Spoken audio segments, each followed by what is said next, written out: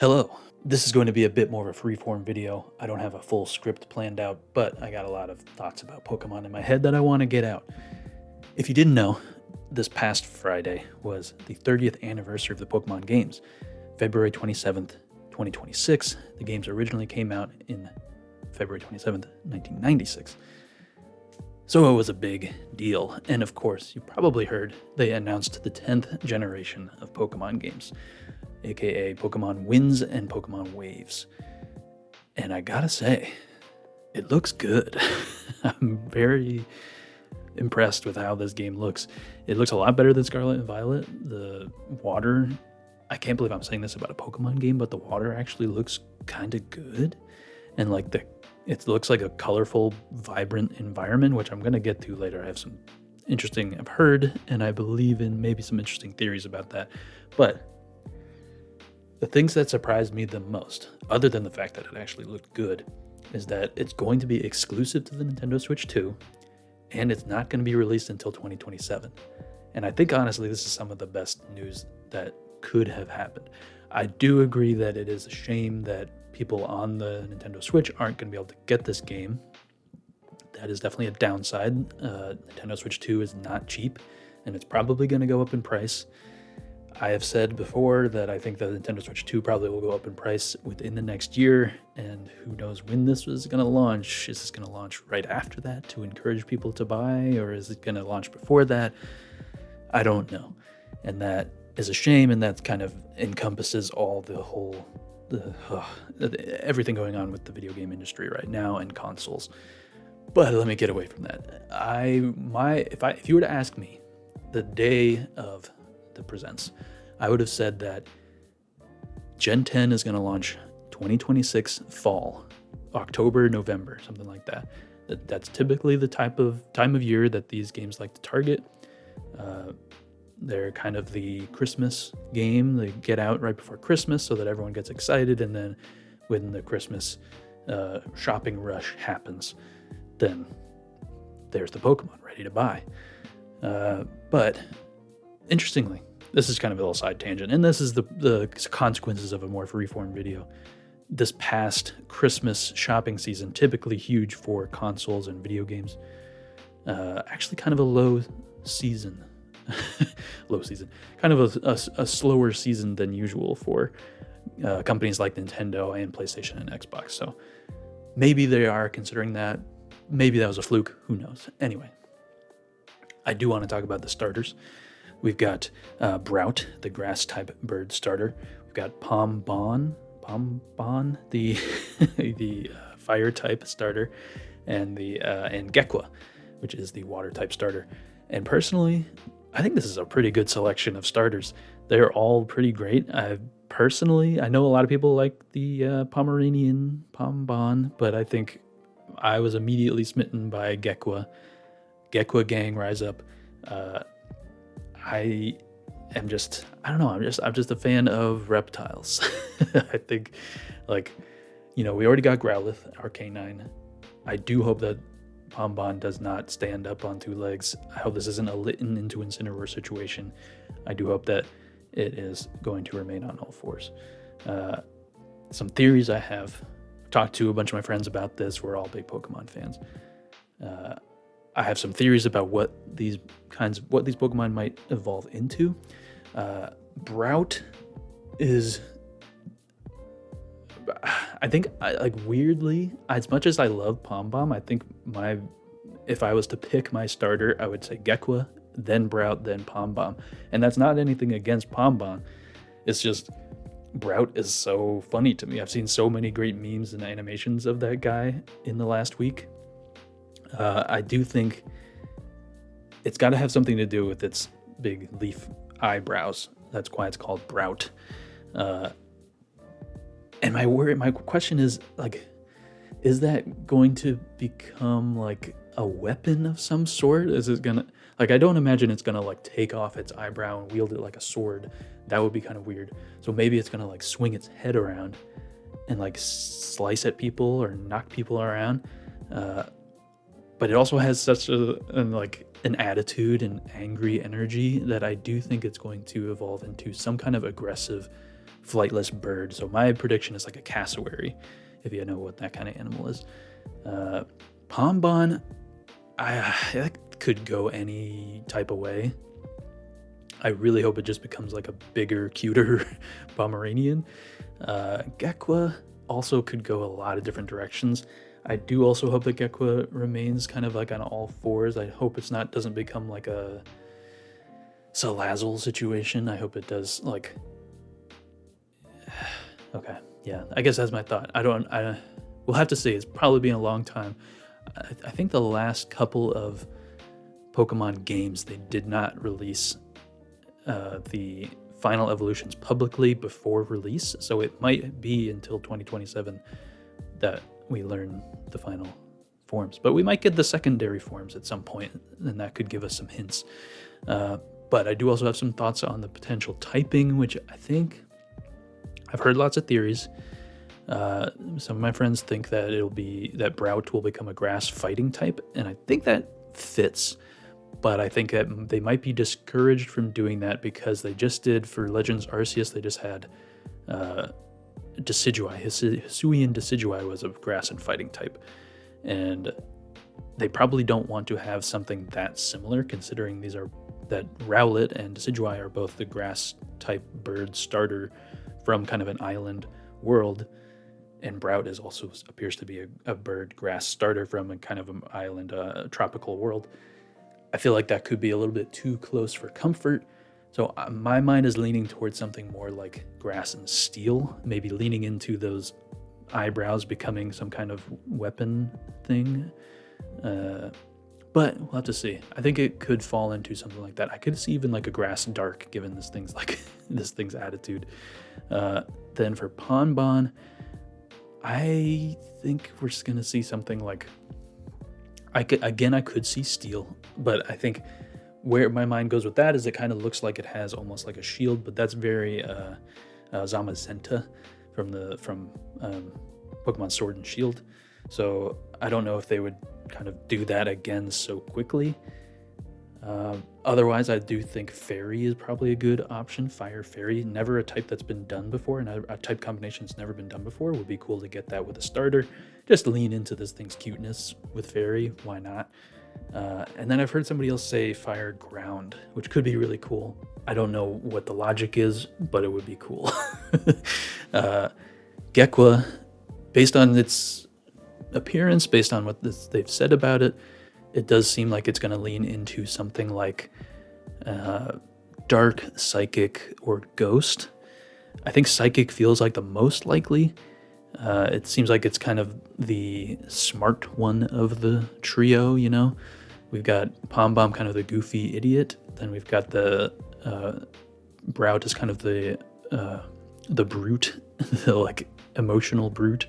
And then maybe Gekwa's kind of supposed to be the like cold and clever one of the group. So maybe ice type.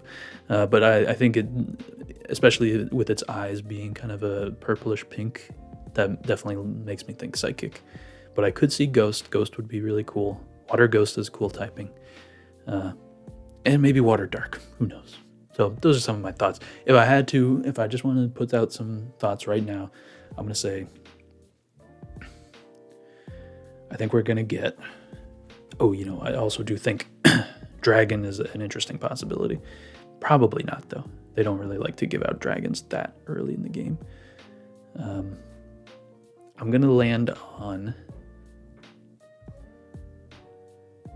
Grass Steel, Fire Fairy, and I'm going to say Water Ghost. I'm feeling Ghost. I don't know why. Other thing I want to talk about, some theories. There's that weird cloud in the sky in the background of one shot. Gotta be something important, right? Some kind of legendary, maybe the wind type legendary. Maybe there's gonna be like a thunderstorm type Pokemon that's maybe gonna, I could see this being like almost like a Ruby and Sapphire, Kyogre Groudon type of thing, where like two legendary Pokemon are kind of threatening the world with their abilities, their weather or storm abilities of some sort, and it's up to us to do something about that. Maybe there'll be like a third legendary like Rayquaza, but maybe that would be too close to Ruby and Sapphire. Maybe they wouldn't do that again. But that's some idea there. Other theory that I've seen around and I like the sound of is that this game is taking place in the same region as new Pokemon Snap. I really loved that game, and it was a gorgeous game. And if they are revisiting that, region, especially since that is a region that has only been explored in new Pokemon Snap, not in like a way where you can actually walk around and capture Pokemon, that would be cool. Of course, it would be a little bit kind of retcon-y because there was no new Pokemon in new Pokemon Snap. So to like populate this world with a whole generation of new Pokemon would make that a little confusing, but I would accept it. I would say, yes, Game Freak, thank you. So that is a fun little theory. Now, I do want to get into some other topics. Maybe first, let's talk about what the other thing I thought would maybe be announced at the Pokemon Presents was the next remakes. If you didn't know that, most Pokemon games have gotten a remake, years later. So far, they've remade Pokemon Fire Red and Leaf Green, which they obviously also released on the Switch. They remade Heart Gold and Soul Silver, remakes of Gold and Silver. They remade Ruby and Sapphire and Omega Ruby and Alpha Sapphire. Diamond and Pearl, of course, Brilliant Diamond and Shining Pearl, which not a lot of people were big fans of, including me. So the next games due to be remade are Black and White. Didn't see anything about those here, which is kind of surprising. Typically, they like to do remakes between new generations, but that is not a perfect thing. Like, they have skipped remakes in a couple of generations, so it's not the most unusual. I was expecting it, though, and I'm starting to think that maybe they also want to take more time with remakes again, because I think Brilliant Diamond Shining Pearl probably showed them that this isn't that people do care about these and they shouldn't throw it to the wayside. Because they would have, like, there's no chance in my mind that they would announce that they wouldn't, like, if they're planning to release Winds and Waves in 2027 and we're planning to release the Black and White remakes before that, they definitely would have announced it here. Like, if it's coming in 2026, they would have announced it here. Why not? It would be amazing if they did some kind of crazy shadow drop. But my only hope for this is that they, in some ways, like they did with Brilliant Diamond Shining Pearl, they continue to explore different art styles than the main generation. Like, if this one if the Black and White remakes end up looking a lot like Winds and Waves, I'm not going to be upset about that. But if they wanted to also go back to something like a HD 2D art style that maybe is more representative of the original Black and White with its amazing sprites, amazing animations, I would be interested in that too. I think that would be super cool. And so that's kind of my hope, is that maybe around this time next year, we'll hear about the potential Black and White remakes. And then we'll maybe get a release date for Winds and Waves, or maybe DLC or something like that. And then, maybe Black and White remakes in 2028, and then Gen 11 will be, down the line. So I guess that's my hope. It was just kind of surprising. I expect, as someone who's been following the Pokemon franchise for such a long time, it usually follows a pretty normal cadence. So when it breaks from that, it is exciting and surprising. Like I was so confident that they were just going to do like Gen 10 coming this year, because like, why wouldn't they want to hit the year of the 30th anniversary? But good on them for taking their time and trying to make this the best game they could. And of course, maybe I'll be eating those words a year from now, but we'll see. And the last thing I do really want to talk about, the other big announcement, the other big game from the presentation, was Pokemon Champions. This thing got a April release date. This thing is meant to be kind of the hub for competitive Pokemon games now. Now I say, but when it comes out, it's interesting because I have a lot of thoughts about it. But for example, with Pokemon Legends ZA, which came out the end of last year, they kind of changed the turn-based combat system into more of a real-time action system. And obviously that changes how competitive Pokemon has been played throughout the years. So if they have Pokemon Champions as the hub for that competitive format that everyone's, grown used to, then that maybe allows them to try more experimental battle types with games like Legends and with maybe even the mainline games. Like, will Winds and Waves have the classic turn-based system? Probably, but who knows? I am excited to dive into Pokemon Champions, but I also am very concerned that it's going to be a little underwhelming.